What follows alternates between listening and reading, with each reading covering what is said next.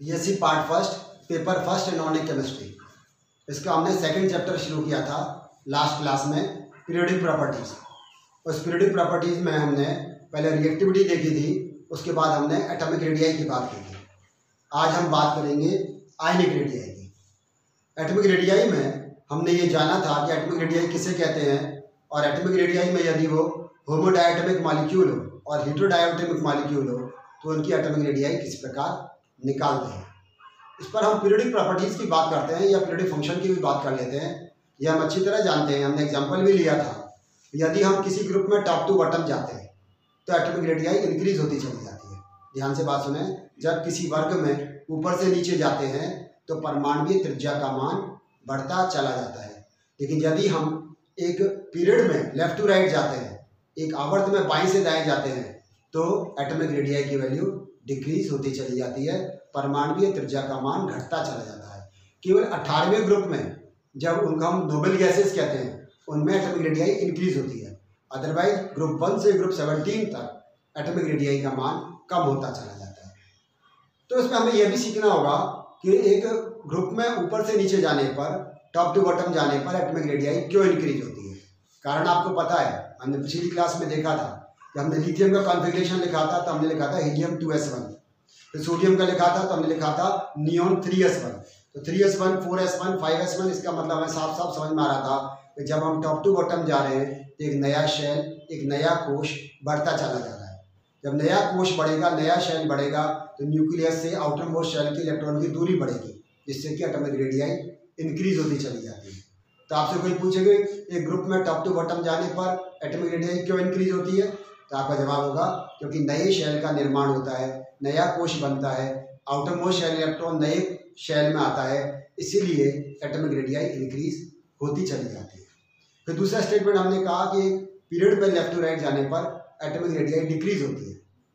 उसका कारण यह है कि इलेक्ट्रॉन तो सेम शेल में आता है, इलेक्ट्रॉन उसी कोश में आता है।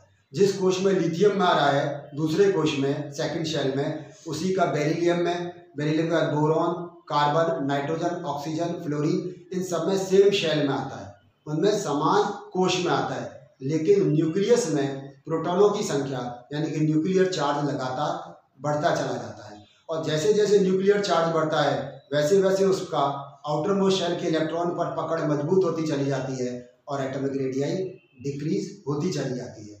तो एटॉमिक रेडियाई डिक्रीज कब हो रही है? क्योंकि वो इस कारण से कि जो न्यूक्लियर चार्ज है वो बढ़ता चला जा रहा है, लेकिन जो आउटर मोस्ट शेल का इलेक्ट्रॉन है वो उसी शेल में आ रहा है। वो अगला शेल केवल नए, जब नीचे जाते हैं, टॉप टू बॉटम जाते हैं, तब चेंज होता है। तो इस कारण से एक पीरियड में लेफ्ट टू राइट जाने पर एटॉमिक रेडियाई डिक्रीज होती चली जाती है। इसके अलावा हम बात करें डी ब्लॉक एलिमेंट में, डी ब्लॉक एलिमेंट में बात करें ट्रांजिशन एलिमेंट्स की, और ए ब्लॉक एलिमेंट में बात करें इनर ट्रांजिशन एलिमेंट्स की, जिनको संक्रमण तत्व और अंतर संक्रमण तत्व कहते हैं। इनकी जो एटॉमिक रेडियाई है वो ऑलमोस्ट सेम रहती है। इनकी जो परमाणुीय त्रिज्याएं हैं वो लगभग समान रहती हैं। क्यों? क्योंकि इनमें जो इलेक्ट्रॉन है वो n-1d ऑर्बिटल में, किनमें, जब हम ट्रांजिशन एलिमेंट्स की बात करें तो इलेक्ट्रॉन किस में आता है? n-1d ऑर्बिटल में। और यदि हम इनर ट्रांजिशन एलिमेंट्स की बात करें तो n-2f ऑर्बिटल में आता है, यानी कि अंदर वाले कोश में आता है। और अंदर वाले कोश में आने के कारण से इनकी एटॉमिक रेडियाई में बहुत अधिक परिवर्तन नहीं आता है। कारण को समझने की कोशिश करो और बहुत ध्यान से समझो। हम क्या करते हैं कि एल्कली मेटल्स की स्टडी एक साथ करते हैं, जितनी भी क्षारीय धातु है उनकी हम एक साथ स्टडी करते हैं। एल्कलाइन अर्थ मेटल की स्टडी भी एक साथ करते हैं। पी ब्लॉक के एलिमेंट्स कार्बन फैमिली, ऐसा हम कहते हैं, boron family, carbon family, nitrogen family, oxygen family, जिसको हम चैल्कोजेंस भी कहते हैं, और हेलोजन फैमिली, या हम कहें नोबेल गैसेस, इन सबकी स्टडी हम एक साथ कर रहे हैं। इसके मतलब हम इनको किसमें? ग्रुप के रूप में पढ़ रहे हैं। लेकिन जब कभी भी हम ट्रांजिशन एलिमेंट्स की बात करते हैं, हम डी ब्लॉक एलिमेंट्स की बात करते हैं, तो इनकी स्टडी हम ग्रुप में ना करके पीरियड में करते हैं। हम कहते हैं elements of 3D series, 3D संक्रमण श्रेणी के तत्व, एलिमेंट्स ऑफ 4D सीरीज और एलिमेंट्स ऑफ 5D सीरीज। क्यों करते हैं? इसलिए करते हैं क्योंकि इनकी परमाणुीय त्रिज्याएं लगभग बराबर होती हैं, और जब एटॉमिक रेडियाई बराबर होगी तो इनकी प्रॉपर्टीज भी एक जैसी होगी। मैंने जैसे कि पहली क्लास में भी आपसे कहा था कि किसी भी एलिमेंट की प्रॉपर्टीज किन किन बातों पर निर्भर करती है, तो कहा था 2 बातों पर निर्भर करती है। पहला, उसके आउटर मोस्ट शेल का इलेक्ट्रॉनिक कॉन्फ़िगरेशन क्या है, यानी कि आउटर मोस्ट शेल में कितने इलेक्ट्रॉन हैं, और दूसरा उसका एटॉमिक रेडियाई पर। तो ये जो ट्रांजिशन एलिमेंट्स हैं इनकी एटॉमिक रेडियाई लगभग समान होती है, और जब लगभग समान होती है इस कारण से इनकी प्रॉपर्टीज भी एक जैसी होती हैं। इसीलिए ट्रांजिशन एलिमेंट की स्टडी हमेशा एक पीरियड के रूप में करते हैं, 3D series element, 4D series element और 5D सीरीज एलिमेंट। तो इस प्रकार से इनकी स्टडी की जाती है। तो ये डिटेल बात हमने एटॉमिक रेडियाई के पीरियडिक फंक्शन में की थी। अब जैसा कि हमने कहा हम आयनिक रेडियाई की बात करेंगे। अब आयनिक रेडियाई से मतलब क्या, यानी कि जैसे मानो कैटाइन, कोई भी एक एलिमेंट है उसमें से एक इलेक्ट्रॉन निकल जाए तो किस में कन्वर्ट हो जाएगा, कैटाइन में कन्वर्ट हो जाएगा। एग्जाम्पल से बात समझे तो बात समझ में, जैसे मान लीजिए सोडियम, इसका इलेक्ट्रॉनिक कॉन्फ़िगरेशन 281, इसमें से एक इलेक्ट्रॉन निकल गया, किसमें कन्वर्ट हो गया, ये सोडियम प्लस में 28, तो ये क्या बन गया, कैटाइन बन गया। अब एक तो इस एटम की न्यूट्रल जो भी एटम है उसके एटॉमिक रेडियाई होगी, और ये आयन बन गया तो इसकी जो रेडियाई कहलाएगी वो आयनिक रेडियाई कहलाएगी। इसी प्रकार से जैसे हम बात करें Cl का हम देखेंगे तो क्या आ जाएगा यहाँ पर 287, और इससे जब एक इलेक्ट्रॉन ये लेगा Cl तो ये कन्वर्ट हो जाएगा Cl माइनस में 288। तो अब ये जो Cl माइनस की जो रेडियाई होगी वो क्या कहलाएगी, इसकी आयनिक रेडियाई कहलाएगी। यहाँ ध्यान से समझने की बात यह है कि हमेशा न्यूट्रल एटम से जो कैटाइन बनता है उसकी रेडियाई कम होती है। न्यूट्रल एटम से जो कैटाइन बनेगा उसकी रेडियाई कम होगी। कम क्यों होगी, क्योंकि उसमें से आउटर मोस्ट शेल समाप्त हो जाता है। जैसे मानो सोडियम है, इसमें से जो आउटर मोस्ट शेल था, तीसरा शेल, उसमें एक इलेक्ट्रॉन था वो समाप्त हो गया। कैल्शियम होगा तो उसमें से 2 इलेक्ट्रॉन निकल जाएंगे, तो इसका मतलब ये हुआ कि इसमें से आउटर मोस्ट शेल में से इलेक्ट्रॉन निकल जाते हैं, आउटर मोस्ट शेल समाप्त हो जाता है। इसलिए हमेशा न्यूट्रल एटम की एटॉमिक रेडियाई हमेशा ज़्यादा होती है कैटाइन से। लेकिन यदि एनाइन की बात करें तो हमेशा एनाइन की एटॉमिक रेडियाई ज़्यादा होगी बजाय कि न्यूट्रल एटम से। कारण क्या, जब कभी भी एनाइन बनेगा तब अधिकांशतः ऐसा होता है कि वो क्या कर लेता है, इनर्ट गैस कॉन्फ़िगरेशन अचीव कर लेता है। इसका हम अक्रिय गैस विन्यास से नोबल गैस कॉन्फ़िगरेशन कहते हैं। और नोबल गैस कॉन्फ़िगरेशन में आउटर मोस्ट शेल कंप्लीट हो जाता है, और आउटर मोस्ट शेल कंप्लीट होने पर ऑक्टेट का एक्सपेंशन होता है, ऑक्टेट या अष्टक का प्रसार होता है। तो उस कारण से ये जो Cl माइनस है या आपके एनाइन है उसकी आयनिक रेडियाई हमेशा उसके न्यूट्रल एटम से ज़्यादा होगी। तो ये ध्यान रखना है कि कैटाइन की एटॉमिक रेडियाई न्यूट्रल एटम से कम होगी, जबकि एनाइन की एटॉमिक रेडियाई न्यूट्रल एटम से ज़्यादा होती है। इस बात को हमें समझना है। अब हम बात करें कि आयनिक रेडियाई का डिटर्मिनेशन कैसे करेंगे, आयनिक रेडियाई को निकालेंगे कैसे।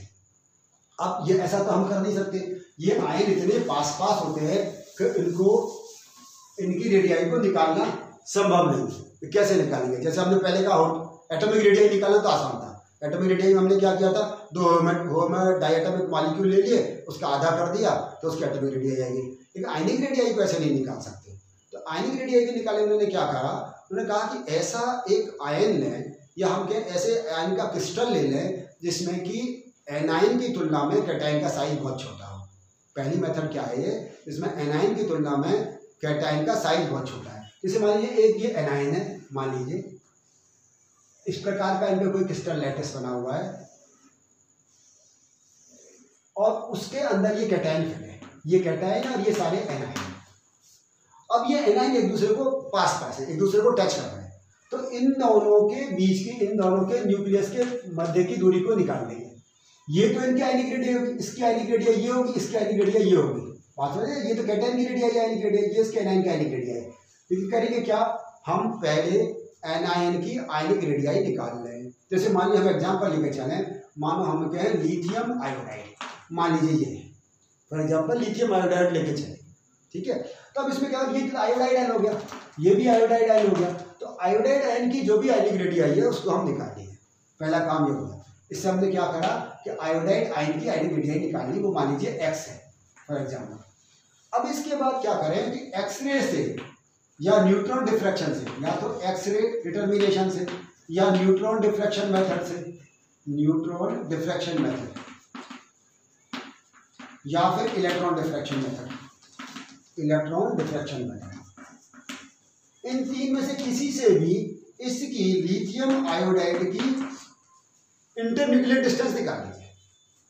तो जो भी डिस्टेंस आए उसमें से इसके हाफ, इसको माइनस कर दें एक्स को, तो क्या आ जाएंगे हमारे पास में लिथियम की आयनिक रेडियाई आ जाएगी। लिथियम ये तो कितनी आ गई मान लीजिए हमके, ये डी है, तो Li प्लस टी कितनी होगी, हम क्या डी माइनस एक्स, तो जितनी आयोडाइड आयन की थी उसमें टोटल में से घटा दें तो ये मेथड निकाल सकते हैं इस विधि द्वारा। तो ये मेथड हो गया निकालने का कि आयनिक रेडियाई का डिटर्मिनेशन कैसे करेंगे।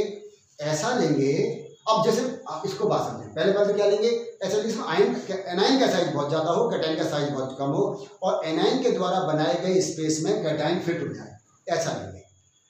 इससे हम क्या निकालेंगे, पहले एनाइन की हाफ करके और उसके बाद में टोटल में से घटा देंगे तो कैटाइन की आ जाएगी। अब इससे हमारे पास मानो लिथियम की आ गई, अब इससे आपको लिथियम क्लोराइड की निकालनी है, तो क्या करो, लिथियम की आपके पास है LiCl एक्सरे या डिफ्रैक्शन मेथड से निकाल लेंगे, या इलेक्ट्रॉन डिफ्रैक्शन मेथड से या न्यूट्रॉन डिफ्रैक्शन मेथड से, और उसमें से LiCl में से Li की हमें मालूम चल गई इसकी सहायता से, तब Cl की निकाल सकते हैं।